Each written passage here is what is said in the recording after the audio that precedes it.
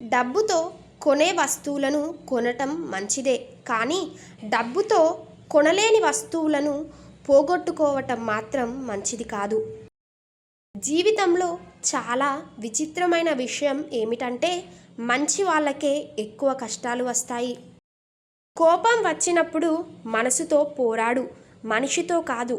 సమస్య వచ్చినప్పుడు కాలంతో పోరాడు, కన్నీటితో కాదు.